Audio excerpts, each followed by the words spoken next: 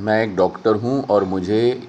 किसी पेशेंट ने मेरे पर कंज्यूमर कोर्ट में केस कर दिया। मुझे कंज्यूमर कोर्ट की तरफ से नोटिस आ गया, समन आ गया कि 30 डेज़ के अंदर आपको रिप्लाई देना है। नमस्कार भाइयों, मेरा नाम डॉक्टर कुणाल नाथ है और मैं एक न्यूरोलॉजिस्ट हूँ और एक मेडिको लीगल कंसल्टेंट हूँ। अक्सर आजकल हम देख रहे हैं कि जो डॉक्टर्स हैं उनको कंज्यूमर कोर्ट में उनके अगेंस्ट पेशेंट्स कंप्लेंट फ़ाइल करते हैं और उनके पास कंज्यूमर कोर्ट से समन आता है और विदिन 30 डेज़ अपना रिप्लाई उसमें विद एफिडेविट हमें कंज्यूमर कोर्ट में सबमिट करना पड़ता है। तो जैसे ही किसी डॉक्टर के पास समन आता है या उसका नोटिस आता है कंज्यूमर कोर्ट का, तो एकदम घबरा जाते हैं डॉक्टर्स कि भाई अब क्या करें, ये क्या हो गया, हमारी इंटेंशन तो ख़राब नहीं थी, हमने तो अपना पूरा बेस्ट किया था। बट ये सिर्फ फील करने से कुछ नहीं होता, हमें अपना एक बहुत मेजर्ड रिस्पॉन्स, अच्छा रिस्पॉन्स बनाना पड़ता है और उसको हमें विदिन 30 डेज़ कंज्यूमर कोर्ट में सबमिट करना पड़ता है। तो इसमें जनरली हम क्या करते हैं कि हम एक लॉयर हायर करते हैं, एक एडवोकेट हायर करते हैं, उसको अपना वो जो उन्होंने भेजा होता है कंज्यूमर कोर्ट ने, उसमें जो उसकी क्लेंट होती है, जिसे कंप्लेंट बोलते हैं, उसकी कॉपी देते हैं और वो हमारा रिटन स्टेटमेंट बनाते हैं, जो कि एक तरह से हमारा रिप्लाई होता है। अब इसमें प्रश्न ये है, क्या एडवोकेट जो एक डॉक्टर नहीं है बैकग्राउंड से, वो हमारा जो टेक्निकल पॉइंट्स हैं, जो मेडिकल पॉइंट्स हैं, उसका रिटन स्टेटमेंट एडिक्वेटली बना सकते हैं? तो मैं एक LLB हूँ, एक बैचलर ऑफ लॉज़ हूँ और मैं ये कंज्यूमर कोर्ट्स के अंदर जो डॉक्टर्स के जो रिप्लाई बनते हैं उसमें उनकी हेल्प करता हूँ। तो मैंने ये देखा है कि कई बार जो प्योरली एडवोकेट्स होते हैं वो जो लीगल पॉइंट है उसका रिप्लाई बहुत अच्छा बना देते हैं और आपको गाइड भी कर देते हैं, उनका वकालतनामा भी लगता है। लेकिन जो मेडिकल टेक्निकल पॉइंट्स हैं, फॉर एग्ज़ाम्पल अगर कोई पेशेंट ने कंप्लेंट किया कि हमारे जो रिलेटिव XYZ डॉक्टर के अंडर एडमिट था और उसको पल्मोनरी एम्बोलिज्म से उसकी डेथ हो गई, उसको DVT प्रोफाइलेक्सिस नहीं दिया गया। अब ये एज अ डॉक्टर आप समझ सकते हैं ये मैं क्या बोल रहा हूँ, बट एज एन एडवोकेट अगर मैं देखूँ तो उनको ये बात नहीं समझ में आएगी कि पल्मोनरी एम्बोलिज्म क्या होता है, DVT प्रोफाइलेक्सिस क्या होता है, इसके क्राइटेरिया क्या होते हैं, इसके इंडिकेशंस क्या होते हैं। और अपने रिटन स्टेटमेंट में या अपने रिप्लाई में हमें ये सब चीज़ें मेंशन करनी पड़ती हैं, क्योंकि जनरली ये जो डॉक्टर्स के अगेंस्ट कंज्यूमर कोर्ट केसेस होते हैं उसमें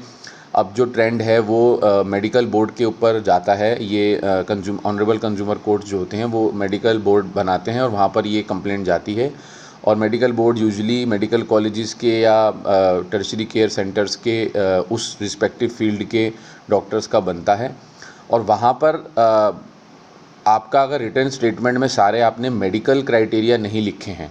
आपने अपनी जो स्टडीज़ को मेंशन नहीं किया है, पास डिसाइडेड केसेस सुप्रीम कोर्ट के या ऑनरेबल सुप्रीम कोर्ट के या दूसरे कोर्ट्स के नहीं मेंशन किए हैं, तो आपका रिटन स्टेटमेंट वीक हो जाता है। मेरे डॉक्टर दोस्तों, ये जो कंज्यूमर कोर्ट केसेस होते हैं ये बेसिकली एक तरह से एफिडेविट कोर्ट्स में इनको मान सकता हूँ, क्योंकि यहाँ पर एफिडेविट्स के ऊपर काफ़ी कुछ चलता है। तो आप जो रिप्लाई बनाते हैं उसके अंदर आपका जो मेडिकल टेक्निकल पॉइंट है इसको बहुत अच्छे से क्लैरिफाई करना ज़रूरी है, अदरवाइज़ इसमें आगे जाके आपको प्रॉब्लम हो सकती है। तो अपना पहली बात, जब भी आपके पास कोई कंज्यूमर कोर्ट का नोटिस आता है, किसी पेशेंट ने आपकी कंप्लेंट करी, एक तो घबराएं नहीं, क्योंकि generally doctors, not I can not say for all, but most of the doctors have अपना बेस्ट दिया होता है पेशेंट मैनेजमेंट में, और हो सकता है पेशेंट को कुछ, उनके रिलेटिव्स को कुछ गलत लगा हो, बट आपको आपका जब कंप्लेंट आता है तो अगर आपका माइंड स्टेबल है, आप घबराए हुए नहीं हैं, तो आप खुद भी अपना टेक्निकल पॉइंट जो मेडिकल पॉइंट है उसमें विद रीसेंट स्टडीज़, जो भी आपकी टेक्स्ट बुक में लिखा है, रीसेंट स्टडीज़ है, इंडिकेशंस हैं, वो अपने एडवोकेट के साथ आप ज़रूर बैठें। और अगर आपको ऐसा लगता है कि आप खुद से इतने ज़्यादा अभी स्टेबल नहीं है कि आप नहीं बना पाएंगे, तो आप मेडिको लीगल कंसल्टेंट, जो कि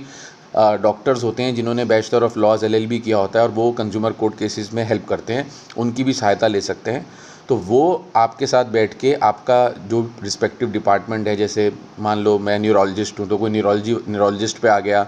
या इवन अगर कोई गायनिक वाले पे आ गया, तो मुझे ये आइडिया रहता है कि क्या हुआ होगा। तो उसका मेडिकल पॉइंट में आपके एडवोकेट के साथ बैठ के या कोई भी मेडिको लीगल कंसल्टेंट आपके एडवोकेट के साथ बैठ के आपका एक स्ट्रॉन्ग रिटन स्टेटमेंट हम बना सकते हैं, क्योंकि पूरा आगे तक का केस चाहे वो सुप्रीम कोर्ट तक भी जाता है आपकी फ़र्स्ट रिप्लाई पे बेस्ड होता है। अगर आपका फ़र्स्ट रिप्लाई वीक है, आपने रेलिवेंट केस लॉ साइट नहीं करे हैं, आपने मेडिकल लिटरेचर साइट नहीं करा है, तो बाद में उसको एडिशनल मॉडिफिकेशंस करना इतना इजी नहीं होता और फिर उसकी वैलिडिटी भी थोड़ी कम लगती है। तो जब भी आपके के पास कोई अनफॉर्चुनेटली कोई केस हो जाए आपके ऊपर और आपके ऊपर ऑनरेबल कंज्यूमर कोर्ट का समन आ जाए, एक तो घबराएं नहीं, उसको आप पूरी तरह से पढ़ें कि उसमें क्या पॉइंट्स आपके अगेंस्ट बोले गए हैं, क्योंकि एक एक पॉइंट का हमें रिटन स्टेटमेंट में रिप्लाई देना होता है। और उसमें जो खास करके मेडिकल टेक्निकल पॉइंट्स हैं उसका रिप्लाई बनाने के लिए आप अपने एडवोकेट के साथ ज़रूर बैठें, क्योंकि उन लोगों को लीगल नॉलेज बहुत अच्छा होता है लेकिन कई बार मेडिकल टर्मिनोलॉजीज़ का उनको आइडिया नहीं होता है। तो या तो आप खुद बैठें या फिर कोई मेडिको लीगल कंसल्टेंट जो डॉक्टर्स हैं जो इस फील्ड में हैं उनकी मदद लें और बहुत ही कॉन्फिडेंटली अपना रिटन स्टेटमेंट बनाएं। और जब भी मेडिकल बोर्ड के सामने ये केस जाता है तो उतनी ही कॉन्फिडेंटली वहाँ पर आप अपने पॉइंट्स रखें। I hope the best to all of you. Thank you.